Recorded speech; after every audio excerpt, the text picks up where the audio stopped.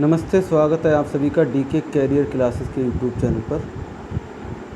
साथियों, हम last lecture में अखिल भारतीय सेवाएं पढ़ रहे थे, तो इसी क्रम में कुछ छूट गया था जो आगे बढ़ने से पहले, तो वो कंप्लीट नहीं हुआ था, वो पूरा करते हैं। कह रहे हैं इन सेवाओं को केंद्र एवं राज्य द्वारा संयुक्त रूप से नियंत्रित किया जाता है। इन पर पूर्ण नियंत्रण केंद्र सरकार का एवं तात्कालिक नियंत्रण राज्य सरकार का होता है। जो स्टेट्स हैं वो इनके लिए अपने हिसाब से मैनेज करती हैं, लेकिन जो परमानेंट है, जो नियंत्रण अगर इनको कर सकती हैं, वो हमारी केंद्र सरकार है। आगे ये कह रहे हैं, इन्होंने 1947 में भारतीय सिविल सेवा यानी कि ICS के स्थान पर IAS किया गया और भारतीय पुलिस के लिए IP के स्थान पर IPS नाम दिया गया। IS इंडियन एडमिनिस्ट्रेटिव सर्विस और IPS इंडियन पुलिस सर्विस, ये किया है इन्होंने। इसके बाद में जिसे संविधान में अखिल भारतीय सेवाओं के रूप में मान्यता दी। 1966 में वन सेवा इंडियन फॉरेस्ट सर्विस को तीसरी अखिल भारतीय सेवा बनाया गया, जिसे संविधान के अनुच्छेद 312 में संसद को राज्यसभा के प्रस्ताव के आधार पर नई अखिल भारतीय सेवाओं के गठन का अधिकार प्रदान करता है। तो इसमें जो सवाल बनेगा वो बनेगा कि IP के स्थान पर IPS नाम किस सन में रखा गया, तो वो हो जाएगा 1947 के बाद, 1947 में।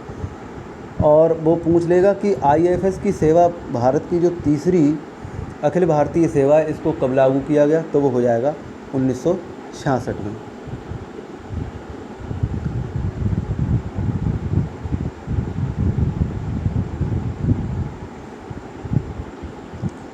इन तीनों अखिल भारतीय सेवाओं में से प्रत्येक का आवंटन राज्यों की आवश्यकता अनुसार किया जाता है। इनमें से प्रत्येक में समान स्तर के अधिकारी होते हैं, उन्हें समान वेतन प्रदान किया जाता है। यद्यपि अखिल भारतीय सेवाएं राज्य की स्वायत्तता और संरक्षण को सीमित कर संविधान के संघीय सिद्धांत का उल्लंघन करती हैं। इन सेवाओं का समर्थन निम्नलिखित आधार पर किया जाता है। एक है केंद्र एवं राज्य में उच्च स्तरीय प्रशासन के रखरखाव के लिए। दूसरी है पूरे देश में प्रशासनिक एकीकरण व्यवस्था सुनिश्चित करने में। और तीसरी है केंद्र एवं राज्यों को समूह के हितों के संबंध में सहयोग एवं संयुक्त कार्यों के लिए। फिर है संविधान सभा में अखिल भारतीय सेवाओं को उचित बताते हुए डॉक्टर अंबेडकर ने कहा, संघीय व्यवस्था में द्वैध नीति को सभी संघीय व्यवस्थाओं में अपनाया गया है। सभी संघीय व्यवस्थाओं में संघीय सिविल सेवा एवं प्रांतीय सिविल सेवाएं पाई जाती हैं। भारतीय संघ में भी द्वैध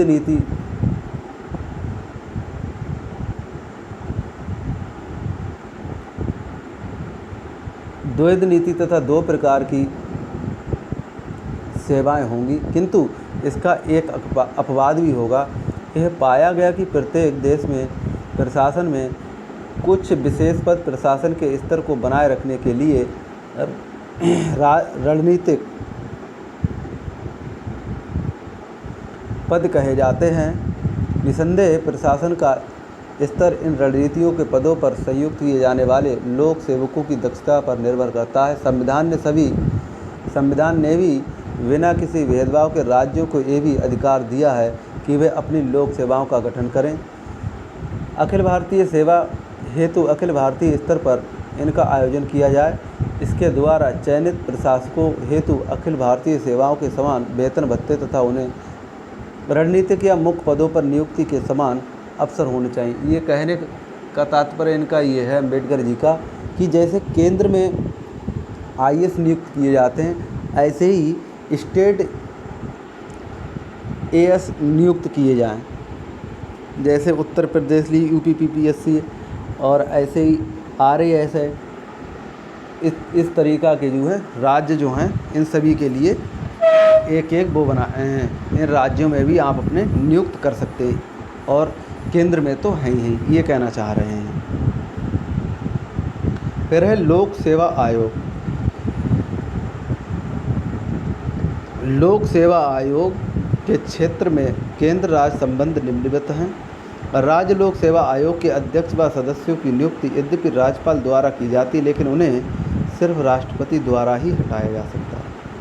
अगर वो सवाल पूछ ले कि राज्य लोक सेवा आयोग के अध्यक्ष और सदस्यों की नियुक्ति यद्यपि राज्यपाल द्वारा की जाती है, लेकिन उन्हें जो स्टेट लोक सेवा आयोग है, लेकिन उन्हें जो हटाने का अधिकार है वो किसके लिए? वो सिर्फ राष्ट्रपति महोदय के लिए है।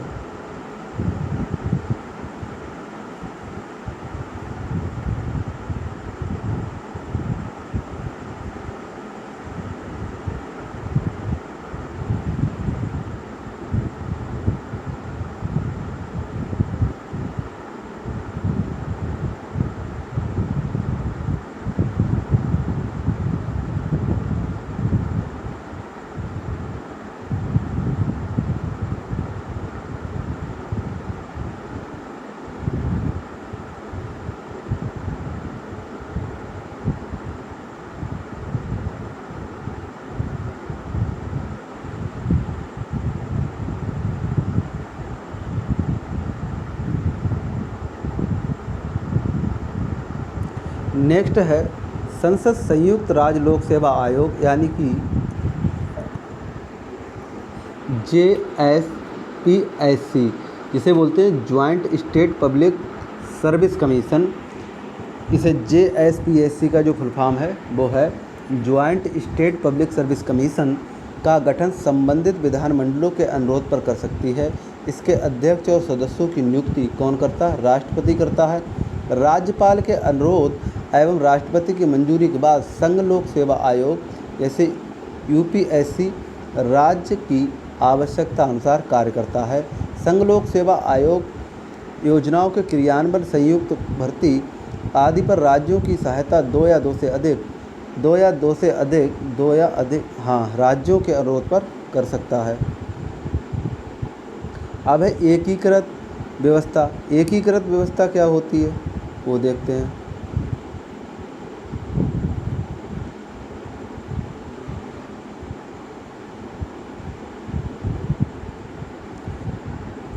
एकीकृत जो न्याय व्यवस्था है उसे देखते हैं। तो जो एकीकृत न्याय व्यवस्था है, यद्यपि भारत में दोहरी राजनीतिक व्यवस्था अपनाई गई है, यद्यपि न्याय के प्रशासन में द्वैध नीति नहीं है। दूसरी ओर संविधान ने एकीकृत न्याय व्यवस्था की स्थापना की है। इसमें उच्च न्यायालय सर्वोच्च स्तर पर है एवं उच्चतम न्यायालय होगा यहाँ पर। उच्च न्यायालय इसके नीचे है। यह एकल व्यवस्था ही केंद्र एवं राज्य दोनों के विधानों का अनुपालन सुनिश्चित करती है। ये व्यवस्था पारस्परिक टकराव एवं भ्रांति को समाप्त करती है। इसमें ये कहना चाह रहे हैं कि दोहरी राजनीतिक व्यवस्था है, जैसे स्टेट और क्या बोलते हैं सेंट्रल, लेकिन इसमें ये कहना चाह रहे हैं जो न्यायिक प्रक्रिया है वो एक ही है स्टेट के लिए भी और आपके केंद्र के लिए भी।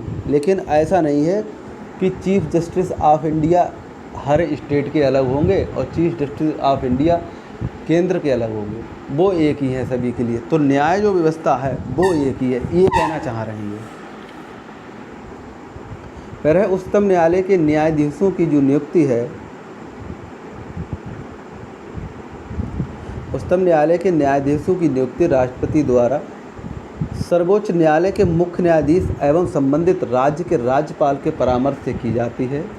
उन्हें राष्ट्रपति द्वारा स्थानांतरित किया जा सकता है एवं पद से हटाया जा सकता है।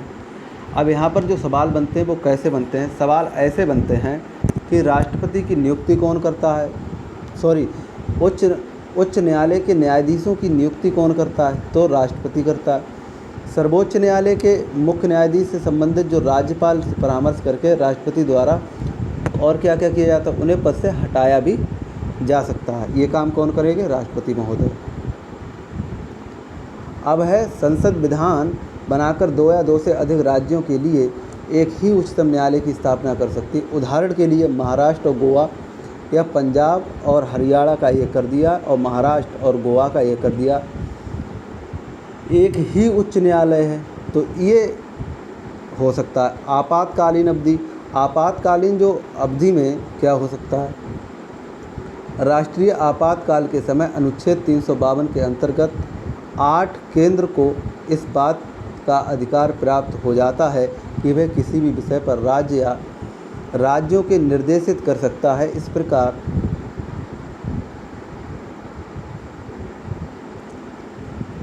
इस स्थिति में राज्य पूर्णतया केंद्र के नियंत्रण अधीन हो जाते हैं, यद्यपि उन्हें निलंबित नहीं किया जा सकता। कहने का तात्पर्य ये है, जब आपातकालीन की स्थिति होती है तो आर्टिकल जो 352 है उसके तहत किसी भी विषय पर राज्य या राज्यों को निर्देश तो कर सकता है, लेकिन इस प्रकार की स्थिति में वो पूर्णतया राज्य केंद्र नियंत्रण के अधीन हो जाता है, उन्हें निलंबित नहीं किया जा सकता है। फिर ये आगे कह रहे हैं कि जब राज्य में राष्ट्रपति शासन हो, 356 के अंतर्गत शासन लागू किया जाता है, तो राज्य के कार्यकारी विषय के संबंध में राष्ट्रपति स्वयं निर्देश दे सकता है। इस स्थिति में राज्य या राज्यपाल या अन्य कार्यकारी पदाधिकारी की समस्त शक्तियाँ राष्ट्रपति ग्रहण कर सकता है। और तीसरे नंबर कह रहे हैं, वित्तीय आपातकाल की स्थिति में अनुच्छेद 360 के अंतर्गत केंद्र वित्तीय परिसंपत्तियों के अधिग्रहण हेतु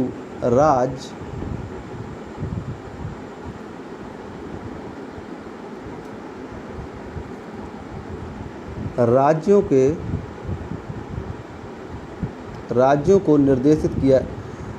को निर्देशित कर सकता है तथा राज्यों में कार्यरत सरकारी कर्मचारियों के वेतन में कटौती करने का आदेश है। अब अन्य उपबंध देखो, अन्य उपबंध में क्या है, संविधान राज्य के प्रशासन पर केंद्र के नियंत्रण को लेकर निम्नलिखित उपबंध बना सकता है। क्या क्या बना सकता है,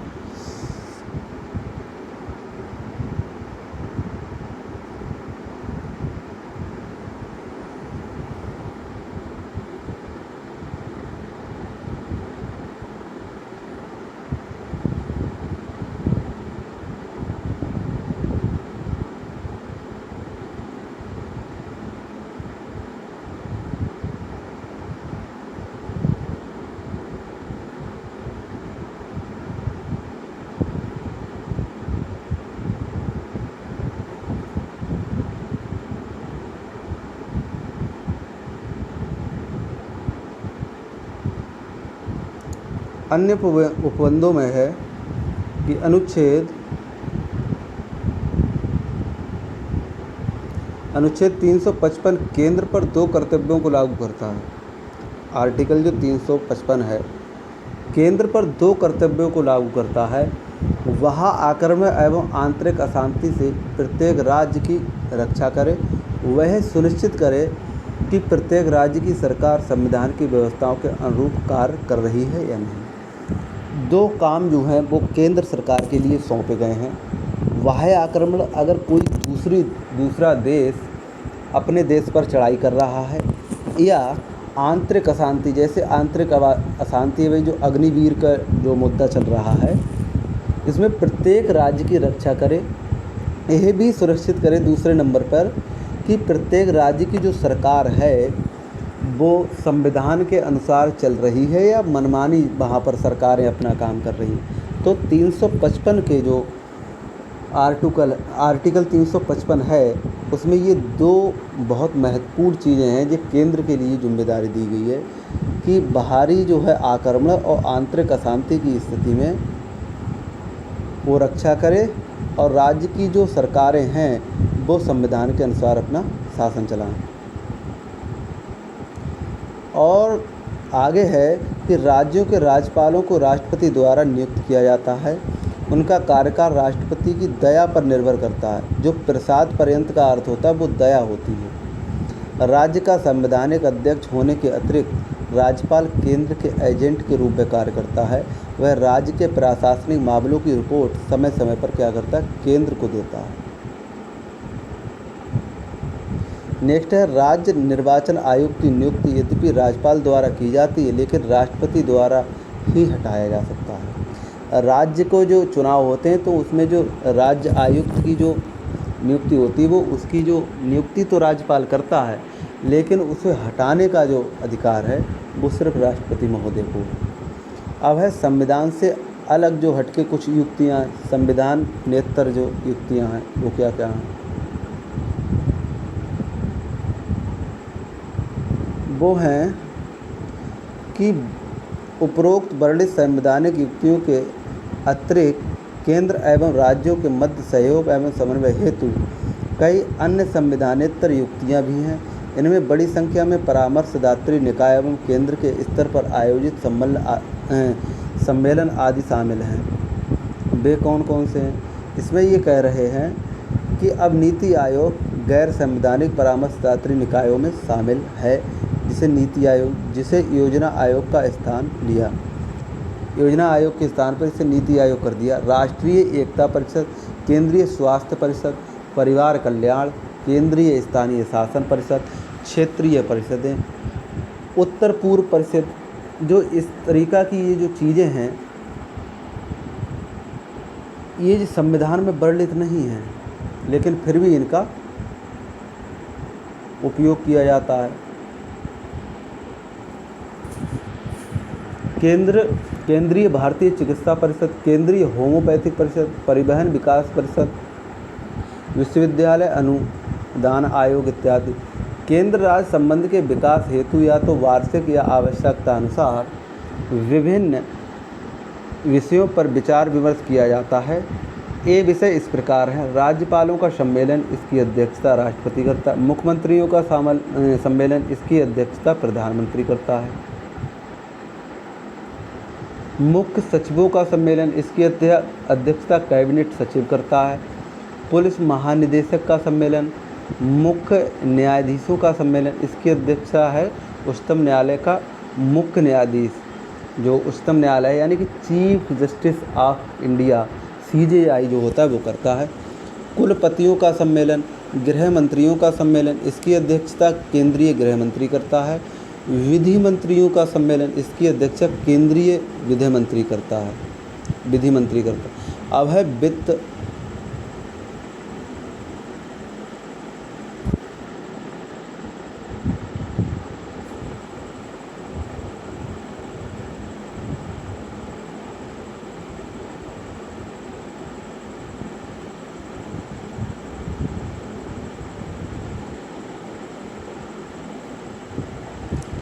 नेक्स्ट संविधान के भाग 12 में अनुच्छेद 368 से 392 तक केंद्र राज्य वित्तीय संबंधों की चर्चा की गई है। इसके अलावा इसी विषय पर कई अन्य उपबंध भी है। इन्हें हम निम्नलिखित शीर्षकों के द्वारा समझते हैं। पहला है कराधान शक्तियाँ का आवंटन। कराधान की जो शक्तियाँ हैं उनका क्या आवंटन है। पहला है इसमें कि ये चीज़ यहाँ से बता रहे हैं कि संविधान ने केंद्र राज्यों के बीच निम्नलिखित तरीके से जो टैक्स है, कर शक्तियों का आवंटन किया, जो टैक्स पावर है उसका बंटवारा किया है। कह रहे हैं संसद के पास संघ सूची जिसकी संख्या 13 है के बारे में कर निर्धारण का विशेष अधिकार दिया है। राज्य विधानमंडल के राज्य सूची की इनकी संख्या 18 है, इस पर जो है निर्धारण का विशेष अधिकार है। अब इसकी जो है सूची है, अनुच्छेद हैं, वो महत्वपूर्ण वो देख लेते हैं। तो जो महत्वपूर्ण अनुच्छेद हैं, अनुच्छेद क्या क्या हैं? अनुच्छेद इसमें दे रहे हैं। अनुच्छेद 256 जो है वह राज्य तथा संघ की जिम्मेदारी। अनुच्छेद 257 कतिपय मामलों में संघ राज्यों के ऊपर नियंत्रण। 257 राज्यों के सहायतार्थ संघ के सशस्त्र बलों एवं अन्य बलों की तैनाती निरस्त। 258 कतिपय मामलों में जो इमरजेंसी है उसके लिए कतिपय बोलना है मामलों में राज्यों की शक्ति प्रदान करने की संघ की शक्ति। 258 ए है राज्यों की संघ को कार्य सौंपने की शक्ति। 259 प्रथम अनुसूची के भाग बी में राज्यों की में सशस्त्र बल निरस्त। 260 भारत के बाहर के भूभागों के संबंध में संघ का अधिकार क्षेत्र। 261 सार्वजनिक क्रियाकलाप, अभिलेख तथा न्यायिक प्रक्रियाएं। आर्टिकल 262 है अंतर्राज्यीय नदियों अथवा नदी घाटियों के पानी से संबंधित विवादों के संबंध में न्यायिक जो निर्णय है वो ये जो है हम पढ़ चुके हैं इतने आर्टिकल। और फिर है अंतर्राज्यीय संबंधों से संबंधित प्रावधान। इतनी चीज़ें हमने पढ़ ली हैं। अब आगे देखते हैं। अब इसमें ये क्या कहना चाह रहे हैं, इसमें ये कह रहे हैं देखो कि जो संवर्ती सूची है, कह रहे संवर्ती सूची में कोई कर प्रविष्टियाँ नहीं हैं। दूसरे शब्दों में कर विभाग के संबंध में संवर्ती क्षेत्राधिकार उपलब्ध नहीं है। लेकिन 101वें संशोधन अधिनियम, संविधान संशोधन अधिनियम 2016 में वस्तु एवं सेवा कर के संबंध में एक विशेष प्रावधान बनाकर एक अपवाद प्रस्तुत किया गया है। इस संशोधन ने संसद एवं राज्य विधायिकाओं को वस्तु एवं सेवा कर के प्रशासन के लिए संवर्ती अधिकार व शक्तियाँ प्रदान की हैं। कर निर्धारण की अवशेषीय शक्ति संसद में निहित है। इस उपबंध के तहत संसद ने उपहार कर, समृद्धि कर और व्यय कर लगाए हैं। संविधान कर की उगाही और संक्रमण की इस शक्ति में स्पष्ट अंतर करता है। इस प्रकार कर की उगाही और एकत्रित कर की प्राप्तियों के उपयोग की शक्ति का भी निर्धारण करता है। उदाहरण के लिए आयकर की उगाही और एकत्रण केंद्र द्वारा किया जाता है, परंतु इसकी प्राप्तियों को केंद्र और राज्यों के मध्य बांटा जाता है।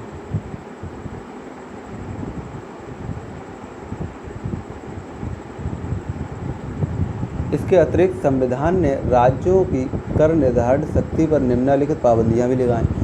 विधानमंडल व्यवसाय, व्यापार एवं रोजगार पर कर लगा सकता है, लेकिन एक व्यक्ति पर 2500 रुपये प्रति वर्ष से अधिक नहीं होना चाहिए।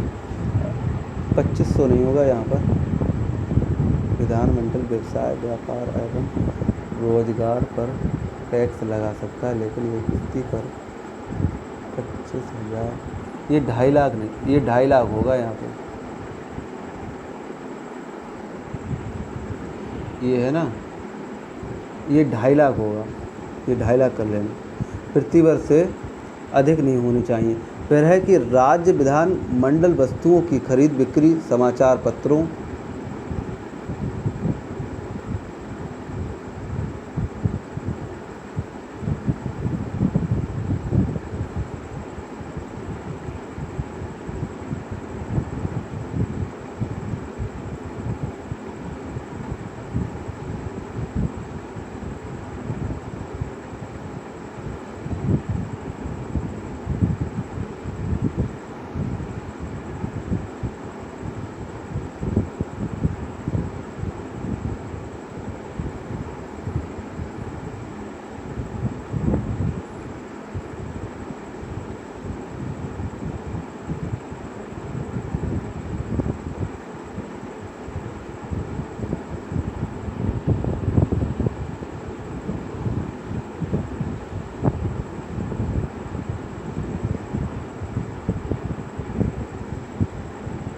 राज्य विधान में बंदूक वस्तुओं की खरीद बिक्री, समाचार पत्रों के अतिरिक्त पर कर लगा सकता है। जो राज्य विधानमंडल है वो वस्तुओं की खरीद बिक्री, समाचार पत्रों के अलावा औरों पर लगा सकता है, लेकिन ऐसी शक्तियों पर 4 पाबंदियां हैं। पहली कौन सी है?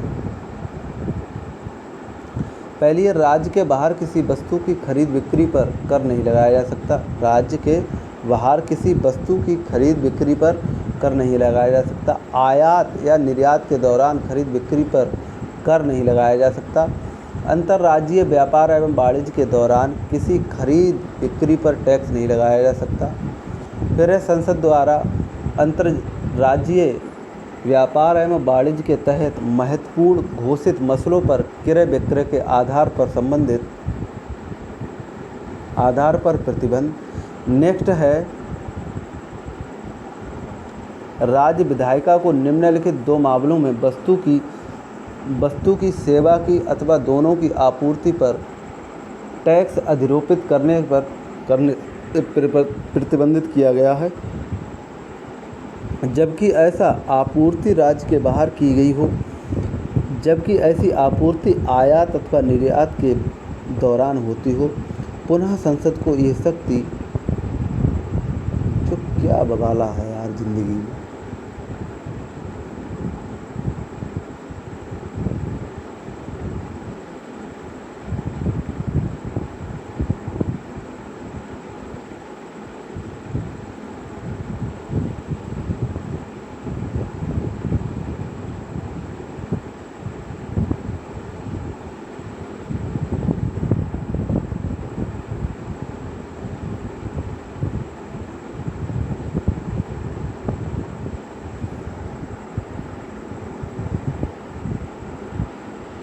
आपूर्ति राज्य से बाहर होने पर ऐसी आपूर्ति आयात निर्यात के दौरान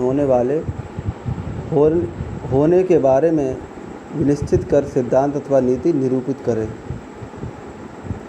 नेक्स्ट है, राज्य विधानमंडल किसी अंतर्राज्य नदी या नदी धारा के विनिमय या विकास हेतु संसद द्वारा स्थापित की गई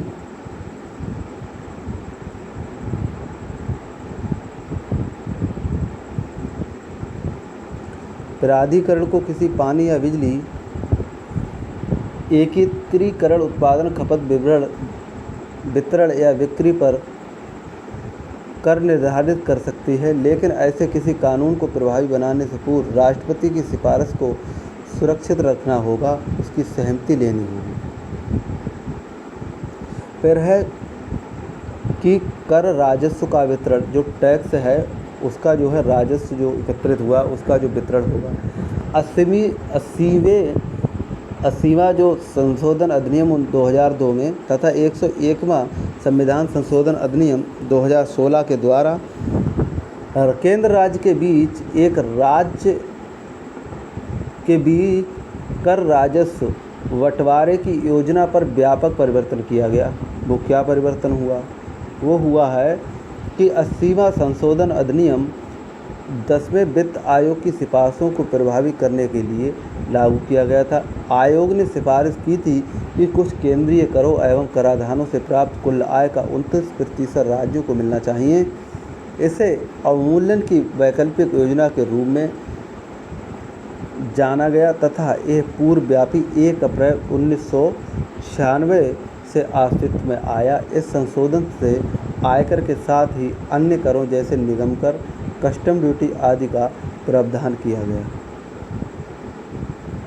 फिर 101वां संशोधन अधिनियम संविधान संशोधन अधिनियम ने देश में कर आरोपण एवं कर प्रशासन की एक नई व्यवस्था शुरू की। वस्तु एवं सेवा कर, जिसे जीएसटी बोलते हैं, उसी के अनुसार संशोधन द्वारा संसद एवं राज्य विधायिका को वस्तु सेवा अथवा दोनों की आपूर्ति की प्रत्येक लेनदेन में जीएसटी लगाने संबंधी कानून की शक्ति प्रदान की गई। जीएसटी के चलते केंद्र एवं राज्य द्वारा अधिरोपित अनेक अप्रत्यक्ष कर निष्प्रभावी हो गए। जीएसटी लागू करने की मंशा ही ये थी कि भारी भरकम कर व्यवस्था की जटिलता को सुगम बनाकर वस्तु एवं सेवा कर का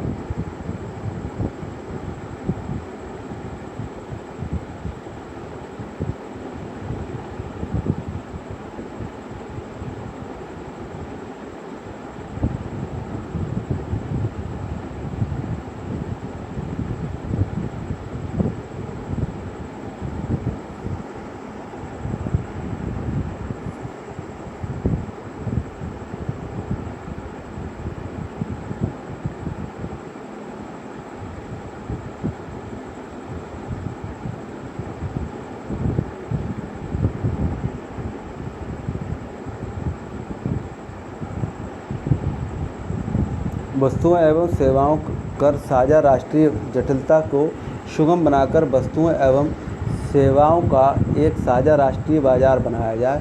संशोधन ने ये विभिन्न केंद्र अप्रत्यक्ष करों एवं उगाहियों को, जो अब तक वस्तुओं एवं सेवाओं की आपूर्ति से जुड़ी थी, केंद्रीय उत्पादक शुल्क यानी कि सेंट्रल एक्साइज ड्यूटी, अतिरिक्त उत्पाद शुल्क यानी कि एडिशनल एक्साइज ड्यूटी, औषधीय एवं प्रसाधन तैयारी उत्पादक शुल्क अधिनियम 1955 के अंतर्गत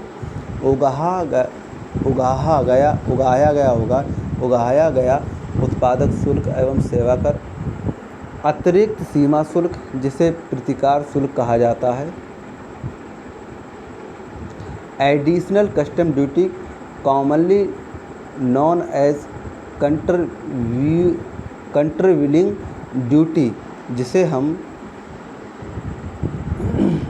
विशेष अतिरिक्त सेवा शुल्क यानी कि special additional duty of custom, केंद्रीय अधिभार एवं उपकर जहाँ तक वे वस्तु एवं सेवा आपूर्ति से संबंधित हैं, सेंट्रल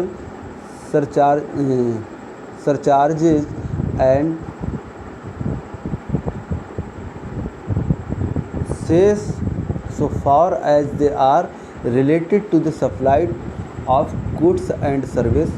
उसी प्रकार संशोधन द्वारा अन्य अनेक करों शुल्कों को भी एक में कर दिया।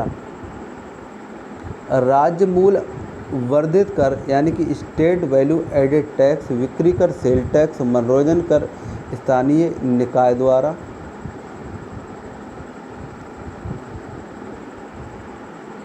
उगाए गए कर के अतिरिक्त अष्टद्रव्य एवं प्रवेश कर, ऑक्ट्रोल एंड एंट्री टैक्स, क्रय कर, परचेज टैक्स, विलासिता कर, लग्जरी टैक्स, लॉटरी, सट्टा, जुआ आदि पर कर, वस्तु एवं सेवाओं की आपूर्ति पर अधिरोपित राज्य के अधिभार एवं उपकर, स्टेट सरचार्ज एवं cesses in so far as they related to the supply of goods and service. देख रहे हो टैक्स क्या करे व्यापारी। फिर है इसके अलावा संशोधन ने संविधान के अनुच्छेद 368 के साथ ही संघ सूची प्रविष्ट 92C को भी निरस्त कर दिया जो कि सेवा कर से संबंधित थी। इन्हें 88वें संविधान संशोधन अधिनियम 2003 द्वारा जोड़ा गया था। सेवा कर की उगाही केंद्र द्वारा की जाती थी तथा इनका संग्रह और विनियोग केंद्र एवं राज्य दोनों करते थे। उपरोक्त दोनों संशोधन 80वां एवं 101वां संशोधन के बाद कर राज्य के केंद्र और राज्यों के बीच वितरण की वर्तमान स्थिति निम्नवत है। अब जो वर्तमान में है वो कौन कौन सी है?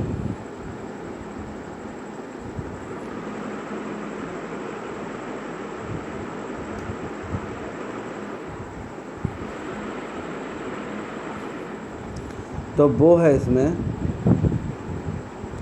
केंद्र द्वारा उद्गृहित एवं राज्यों द्वारा संगृहीत विनियोजित कर, ये अनुच्छेद 368 है। इस श्रेणी में विनिमय पत्रों, चेकों, वादा नोटों, नीतियों, बीमा तथा शेयरों एवं अन्य के अंतरण पर लगाने वाला स्टाम्प शुल्क आते हैं। किसी राज्य से उगाही की गई इन शुल्कों की प्राप्तियां भारत की समेकित निधि द्वारा भाग नहीं होती बल्कि उसी राज्य को दी जाती हैं।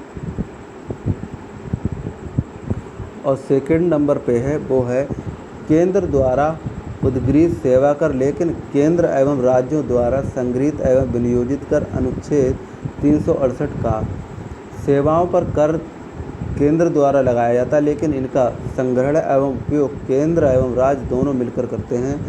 इसके संग्रहण एवं उपयोग संबंधी नियमों का निर्धारण संसद द्वारा किया जाता है। संघ द्वारा उद्गृहित एवं संग्रहित किंतु राज्यों को सौंपे जाने वाले कर अनुच्छेद कितने में आते हैं? 369 में आता है। फिर है इस श्रेणी में अग्रगण्य टैक्स और कौन से आते हैं? वो है अंतर्राज्यीय व्यापार या वाणिज्य में वस्तुओं के क्रय विक्रय से संबंधित कर, समाचार पत्रों को छोड़कर। माल या सामान के अंतर्राज्यीय व्यापार या वाणिज्य के पारेषण से संबंधित कर। इन करों से प्राप्तियां भारत की समेकित निधि का भाग नहीं बनती। इन्हें संसद द्वारा निर्धारित नियमों के अनुसार संबंधित राज्य को सौंप दिया जाता है। फिर है वस्तु एवं सेवा कर की उगाही एवं संग्रहण अंतर्राज्य व्यापार एवं वाणिज्य अनुच्छेद 269A के दौरान अंतर्राज्य व्यापार एवं वाणिज्य के दौरान हुई आपूर्ति पर वस्तु एवं सेवा कर की उगाही और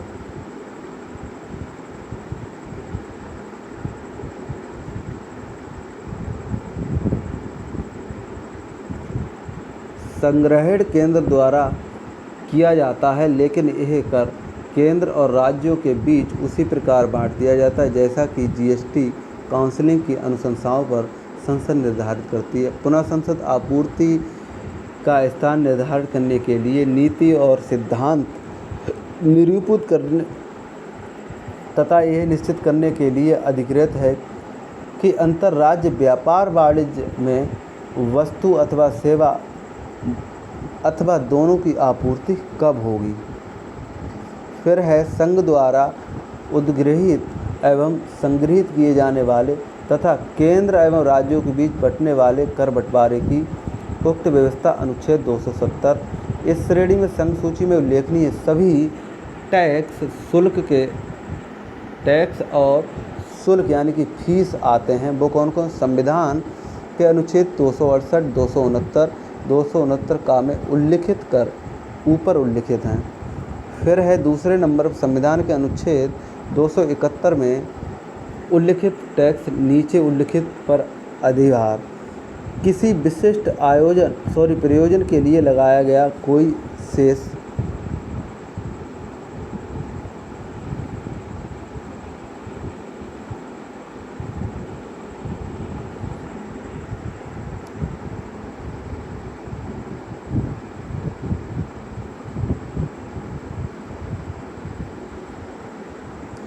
फिर है इन करों और शुल्कों की कुल प्राप्तियों के वितरण की प्रक्रिया राष्ट्रपति द्वारा वित्त आयोग की सिफारिशों पर अनुशंसित की जाती है।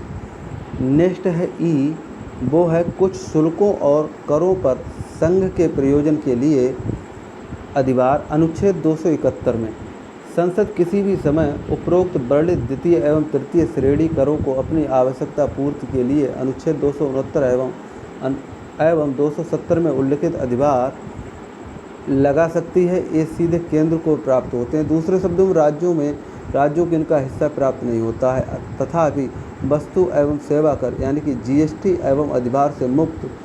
दूसरे शब्दों में अधिभार जीएसटी पर अधिरोपित नहीं किया जा सकता। फिर एफ है राज्यों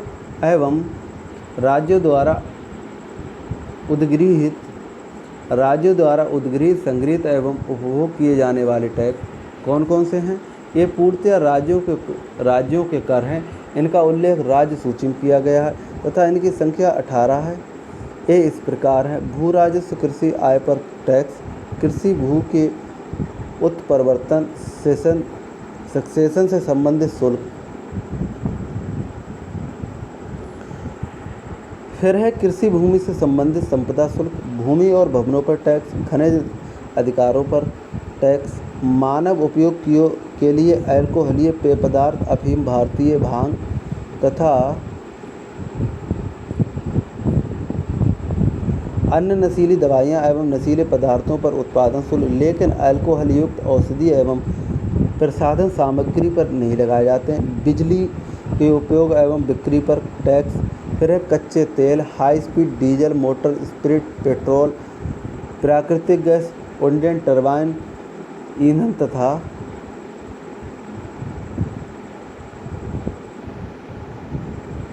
मानव उपयोग के लिए अल्कोहलीय पेय पदार्थों पर कर।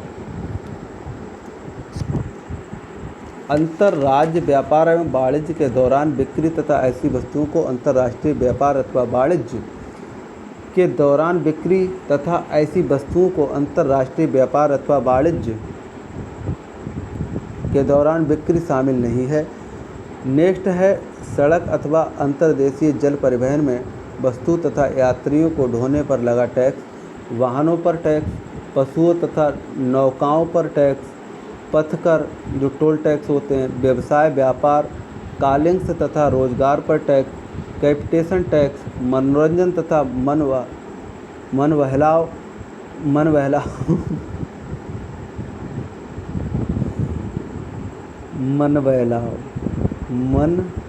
बहलाव पर उस हद तक कर जहाँ तक पंचायत, नगरपालिका अथवा क्षेत्रीय परिषद, जिला परिषद संग्रह करते हों। दस्तावेजों पर स्टाम्प शुल्क जो संघीय सूची में वर्णित है, उनके अलावा राज्य सूची में शामिल सामग्री पर शुल्क, जैसे कोट शुल्क के अतिरिक्त जो हो। फिर है गैर कर राजस्व वितरण, जो अलग से हैं वो हैं केंद्र गैर राजस्व स्रोतों से व्यापक प्राप्तियां निम्नलिखित, जैसे डाक और तार का शुल्क, रेलवे, बैंकिंग, प्रसारण, सिक्के, मुद्रा, केंद्रीय सार्वजनिक उपक्रम, समयावधि समाप्त होने पर उगाही और अन्य। और राज्य के क्या हो सकते हैं जो अन्य टैक्स, वो हैं गैर राजस्व कर द्वारा राज्य को प्राप्त व्यवसाय स्रोत, इस तरह हैं सिंचाई, वन, मत्स्य पालन, राज्य सार्वजनिक उपक्रम, समय चूकने पर जो उगाही है और अन्य। अब राज्यों के लिए सहायतार्थ जो अनुदान है वो कहाँ से मिलता है, वो क्या बवाल है। केंद्र एवं राज्यों के बीच करों की हिस्सेदारी को संविधान में व्यवस्था की गई है। राज्यों को केंद्र से सहायतार्थ अनुदान प्राप्त हो। अनुदान दो प्रकार के होते हैं, विधिक अनुदान एवं विवेकाधीन अनुदान। विधिक अनुदान कौन से होते हैं? विधिक अनुदान वे होते हैं जो अनुच्छेद 275 संसद को इस बात पर अधिकार प्रदान करता है कि वे राज्यों को आवश्यकता पड़ने पर अनुदान उपलब्ध कराएं। यद्यपि प्रत्येक राज्य के लिए ऐसा करना आवश्यक नहीं है। इसके अलावा अलग अलग राज्यों के लिए सहायता राशि भी भिन्न भिन्न निर्धारित की जा सकती है। यह राशि प्रत्येक वर्ग भारत की संचित निधि पर भारित होती है। इस सामान्य प्रावधान के अतिरिक्त संविधान राज्यों में जनजातियों एवं उत्थान एवं कल्याण तथा अनुसूचित जातियों एवं जनजातीय बाहुल्य राज्यों में प्रशासनिक विकास के लिए भी राज्यों की सहायता करती हैं। संसद इनकी सहायता के लिए शक्ति भी देता है। राज्यों में असम भी इसमें शामिल है। अनुच्छेद 275 के अंतर्गत वर्णित यह अनुदान सामान्य एवं विशेष वित्त आयोग की अनुशंसा पर इसे दिया जाता है।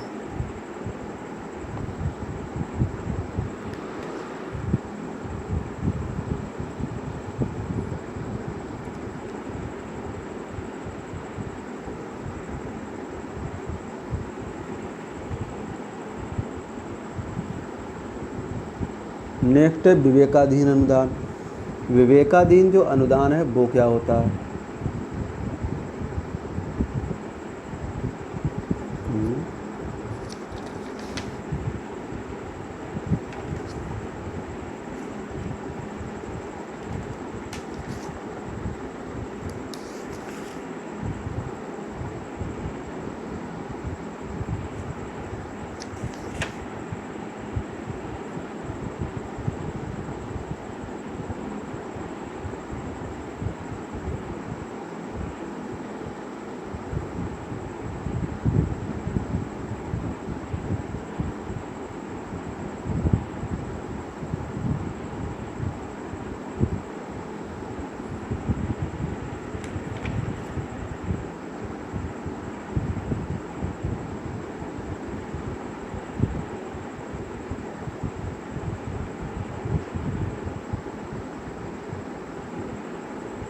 जो विवेकाधीन अनुदान है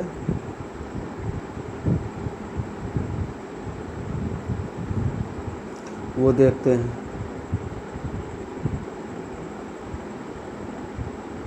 तो विवेकाधीन जो अनुदान है वो है अनुच्छेद 282 राज्य एवं संघ दोनों को इस बात का अधिकार देता है कि किसी लोक प्रयोजन के लिए वे अनुदान आवंटित कर सकते हैं। इस प्रावधान के अंतर्गत राज्यों को अनुदान प्रदान कर सकते हैं। अनुदान को विवेकाधीन अनुदान के नाम से भी जाना जाता है। इसका कारण यह है कि इसके लिए केंद्र बाध्य नहीं होता तथा यह पूर्णतः उसके स्वयं विवेक पर निर्भर करता है। इन अनुदानों के उद्देश्य होते हैं योजनागत लक्ष्यों की प्राप्ति के लिए निमित्त राज्यों को वित्तीय सहायता उपलब्ध कराना तथा राष्ट्रीय योजना के लिए राज्यों को प्रभावित करना। अन्य अनुदान जैसे संविधान एक अन्य तरह के अनुदान की भी व्यवस्था करता है किंतु ये अल्प अवधि के लिए होता है। इस प्रकार जूट एवं जूट उत्पादन असम, बिहार, उड़ीसा और पश्चिमी बंगाल के लिए निर्यात शुल्क की जगह अनुदान का प्रावधान किया गया था। यह अनुदान संविधान प्रारंभ होने से 10 वर्ष की अवधि के लिए किए गए थे। यह अनुदान भारत की संचय निधि पर भारतीय तथा वित्त आयोग की अनुशंसा पर राज्यों को उपलब्ध कराए गए थे।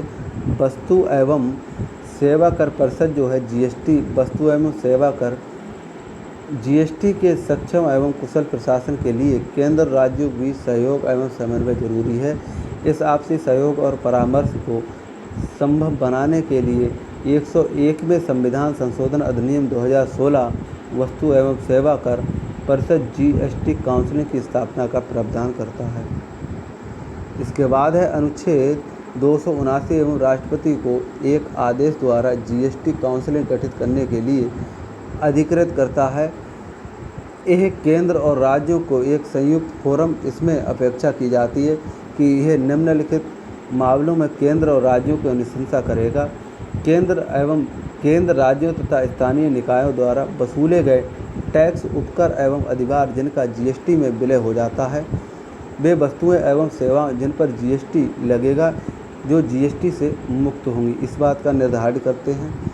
आदर्श जीएसटी कानून वसूली के सिद्धांत, अंतर्राज्य वाणिज्य व्यापार में आपूर्तियों पर उगाए गए जीएसटी के बंटवारे एवं वह नीति जिसके आधार पर आपूर्ति के स्थान का प्रशासन होगा।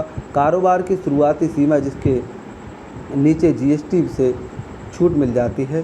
जीएसटी बैंड के साथ न्यूनतम दरें।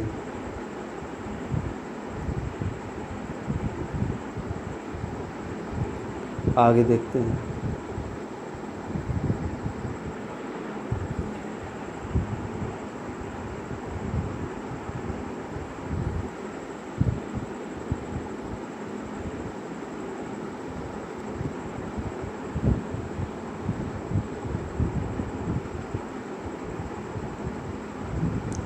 आगे है किसी प्राकृतिक प्रकोप या आपदा के दौरान अतिरिक्त संसाधन जुटाने के लिए एक विशेष के लिए दरिया दरें। फिर है वित्त आयोग, ये अनुच्छेद 280 अर्ध न्यायिक निकाय के रूप में वित्त आयोग की व्यवस्था करता है। इसका गठन हर 5 वर्ष में राष्ट्रपति द्वारा स्थापित किया जाता है। निम्नलिखित मामलों पर राष्ट्रपति को सिफारिश करता है।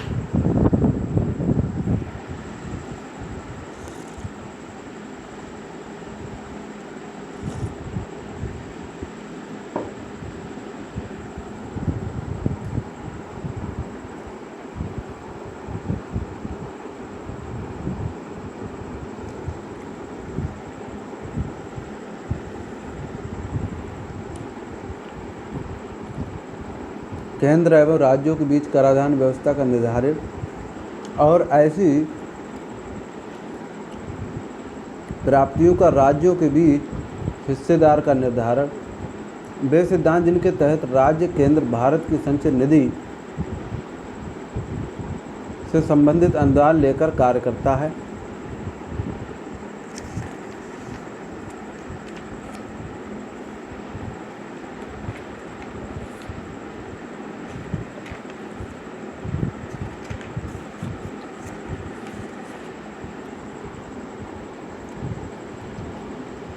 राज्य वित्त आयोग की संस्तुति के आधार पर राज्य पंचायत और नगर पालिकाओं के स्रोतों की आपूर्ति के लिए राज्य की संचित निधि बढ़ाने के लिए किए जाने वाले उपाय। राष्ट्रपति द्वारा वित्तीय मामलों के संबंध में सौंपा गया कोई अन्य कार्य।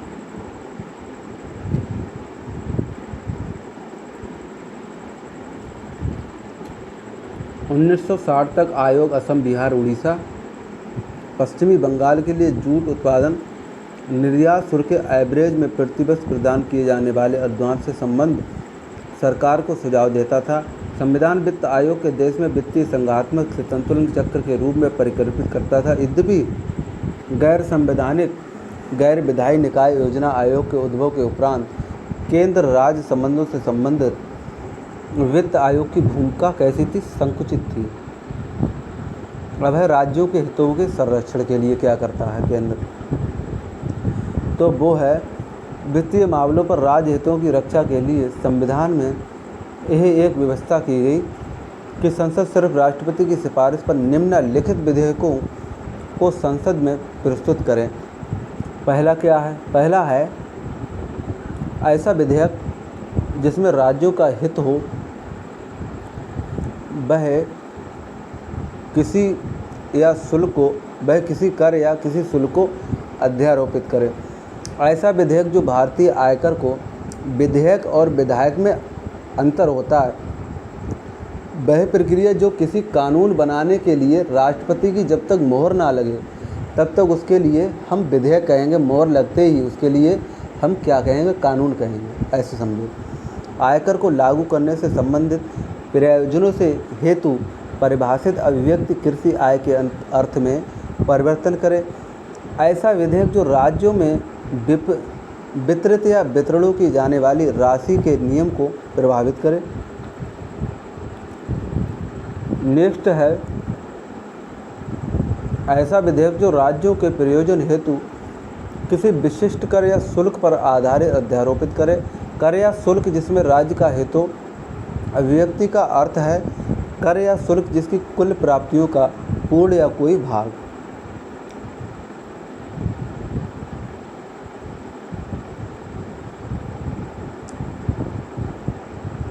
किसी राज्य को सौंपा जाता है शुल्क जहां कुल प्राप्तियों के संदर्भ में फिलहाल इस राशि को भारत की संचय निधि से प्राप्त किया जाता है।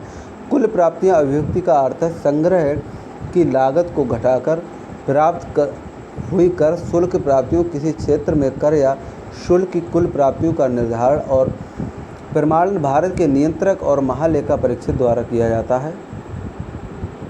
केंद्र एवं राज्यों के द्वारा ऋण। भारतीय संविधान केंद्र एवं राज्य के कर्ज को लेने की शक्ति निम्नलिखित प्रावधान तय करता है। अगर कोई स्टेट है वो केंद्र से सेंट्रल से लोन ले रहा है तो कैसे मिलेगा। केंद्र सरकार या तो भारत के या इसके बाहर के भारत की संचय निधि की प्रतिभू या गारंटी देकर ऋण ले सकती है, लेकिन दोनों ही मामलों में सीमा निर्धारित संसद द्वारा किया जाएगा। संसद द्वारा इस संबंध में कोई कानून नहीं बनाया गया।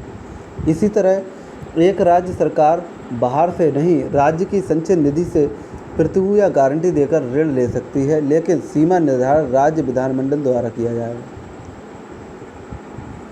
केंद्र सरकार किसी राज्य सरकार को ऋण दे सकती है, किसी राज्य द्वारा लेने पर गारंटी दे सकती है। ऋण के ऐसे प्रयोजन हेतु आवश्यक धनराशि भारत की संचय निधि पर भारत होगी। राज्य केंद्र की अनुमति के बिना ऋण नहीं ले सकता यदि केंद्र द्वारा दिए गए ऋण का कोई भाग बकाया हो या जिसके संबंध में केंद्र गारंटी ना देता हो। अंतर सरकारी कर उन्मुक्ति। अन्य संघीय संविधानों के समान भारतीय संविधान में भी पारस्परिक कराधान से उन्मुक्तियों के नियम है। इस संबंध में निम्न प्रावधान किए गए हैं। केंद्र की परिसंपत्ति को राज्य के कर से छूट। कहाँ पर छूट मिलेगी? कह रहे हैं केंद्र की सभी पारस्परिक परिसंपत्तियों को राज्य या उनसे विभिन्न निकायों या नगरपालिकाओं, जिलों, बोर्डों, पंचायतों इत्यादि को भी सभी प्रकार के करों से छूट प्राप्त होती है। यद्यपि संसद को यह अधिकार है कि वह इस प्रतिबंध को समाप्त कर सकती है। संपत्ति सबसे अभिप्राय है भूमि, भवन, चल संपत्ति, शेयर जमा इत्यादि उन सभी चीज़ों को से है जिनका कोई मूल्य होता है। संपत्ति में चल एवं अचल दोनों प्रकार की संपत्तियां नियतार्थ होती हैं। संपत्ति का उपयोग संप्रभु जैसे सशस्त्र सेना या वाणिज्य प्रयोजन के लिए किया जाता है।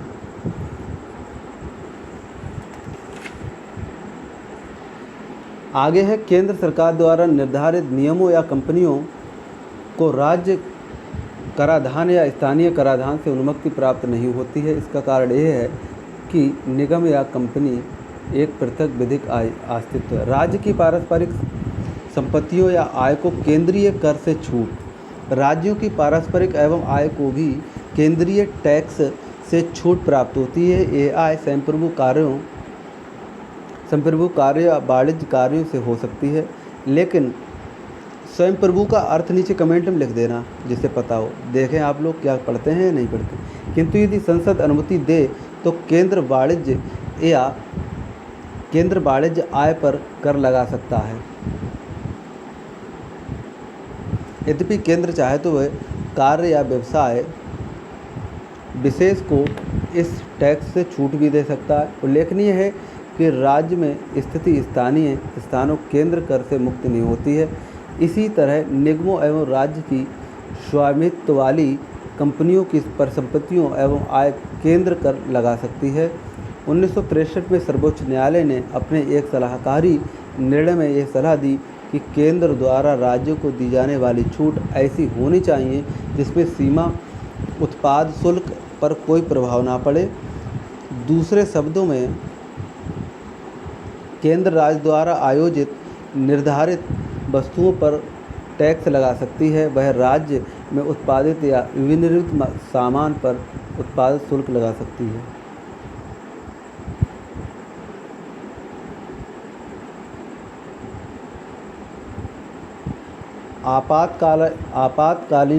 आपातकाल के दौरान जो क्या क्या प्रभाव हो सकते हैं। केंद्र राज्य के बीच संबंध आपातकाल के दौरान बदल जाते हैं। ये कैसे बदलते क्या होते हैं वो समझो। कह रहे हैं राष्ट्रीय आपातकाल। राष्ट्रीय आपातकाल क्या होता है?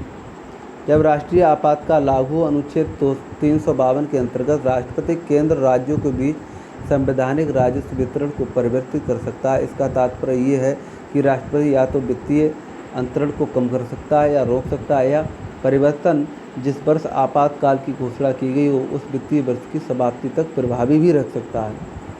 अगर वित्तीय आपातकाल की स्थिति है, जबकि वित्तीय आपातकालीन अनुच्छेद 360 के अंतर्गत है, लागू होता है, केंद्र राज्यों को निर्देश दे सकता है वित्तीय औचित्य संबंधित सिद्धांतों का पालन, राज्य की सेवा में लगे सभी वर्गों के लोगों को वेतन एवं भत्ते कम करे, सभी धन विधेयकों या अन्य वित्तीय विधेयकों को राष्ट्रपति की स्वीकृति के लिए आरक्षित रखे।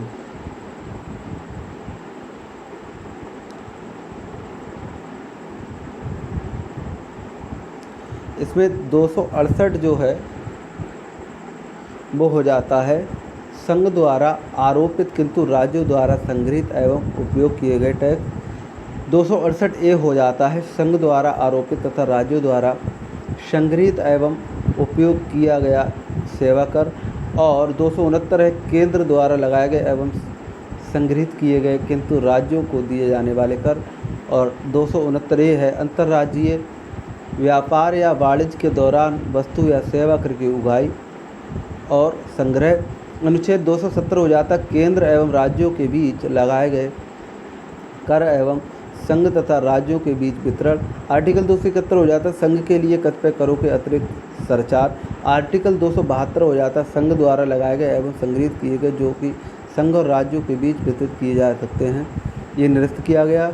और ये भी निरस्त किया गया था 268 जूट एवं उत्पादन के लिए निर्यात एवं निर्यात कर के लिए अनुदान। 274 है कराधान को प्रभावी करने वाले विधेयक को जिनमें राज्यों के बीच रुचि एवं राष्ट्रपति की अनुशंसा लेना। 275 है कतिपय राज्यों को संघ द्वारा अनुदान। 276 है व्यवसाय व्यापार काउंसलिंग तथा रोजगारों पर टैक्स। 277 है बचत। और 278 है वह है कतिपय वित्तीय मामलों से संबंधित प्रथम अनुसूची के भाग 3B संबंध भाग बी के संबंध में राज्यों के साथ समझौता जो निरस्त कर दिया गया। 269 कुल प्राप्तियों की गणना इत्यादि। 269 ए है वस्तु और सेवा कर परिषद। 280 है वित्त आयोग और 281 है वित्त आयोग की अनुशंसाएं।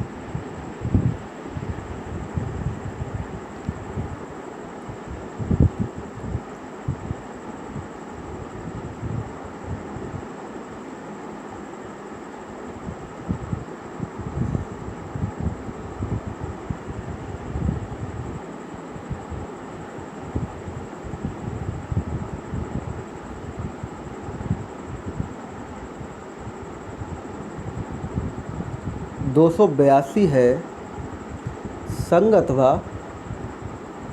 किसी राज्य द्वारा अपने राज्य में से अदा करने योग्य खर्च। 283 है संचित निधियों आस्मिकताओं निधियों तथा लोक सेवा लोक लेखा में जमा धनराशि संरक्षण। 284 है शूटर्स डिपॉजिट तथा अन्य धनराशि जो इन लोक सेवकों तथा न्यायालयों द्वारा प्राप्त होती है उसका संरक्षण। और 285 है राज्य कराधानों में संघ की संपत्तियों की छूट। 286 है वस्तुओं की बिक्री तथा खरीद पर कर का आरोपण पर प्रतिबंध। 287 है बिजली पर करों से छूट। 288 है कतिपय मामलों में पानी तथा बिजली से संबंधित राज्यों का कर आरोपण से छूट। 289 है किसी राज्य की संपत्ति आय की संघीय कर आरोपण से छूट। 290 है कतिपय खर्चों एवं पेंशन से संबंधित समायोजन। 290 ए है देव सेवम कोषों को वार्षिक भुगतान। और 291 है शासकों को प्रीवर्ष जो निरस्त कर दिया गया था। अब उधार जो ग्रहण है वह भारत सरकार द्वारा लिए गए उधार और राज्यों द्वारा लिए गए उधार। तो भारत सरकार द्वारा वो 292 है। अनुच्छेद 293 राज्यों द्वारा जो उधार लिया जाता उसका विवरण है।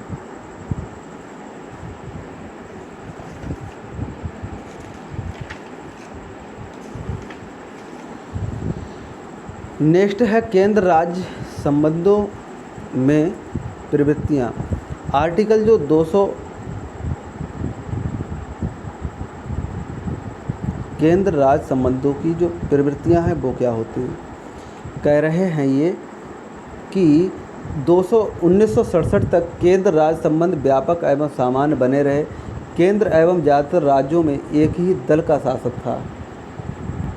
1967 के चुनाव में कांग्रेस की पार्टी 9 राज्य में हार गई, जिससे केंद्र में उनकी स्थिति कमज़ोर हुई। इससे केंद्र राज्य संबंध के राजनीतिक परिदृश्य में नया परिवर्तन आया। राज्यों में गैर कांग्रेसी सरकार में कई मामलों पर केंद्रीयकरण का विरोध किया गया। उन्होंने राज्यों की स्वायत्तता का मुद्दा भी उठाया और ज़्यादा शक्तियाँ एवं वित्त स्रोतों की मांग की। इनमें केंद्र राज्य संबंधों में टकराव और तनाव की स्थिति भी उत्पन्न हुई। केंद्र राज्य संबंधों में तनाव एवं संभाव क्षेत्र।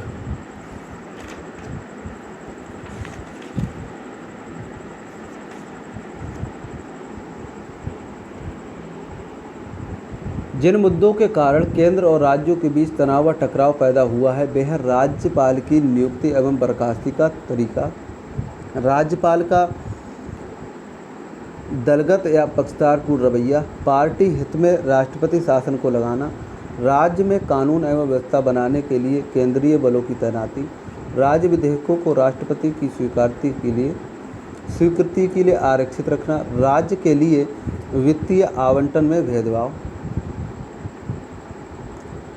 राज्य नीतियों के अनुपालन में योजना आयोग की भूमिका, अखिल भारतीय सेवाओं जैसे आईएएस, आईपीएस व आईएफएस का प्रबंधन राजनीतिक उद्देश्यों के लिए। ये आरोप हैं इनके।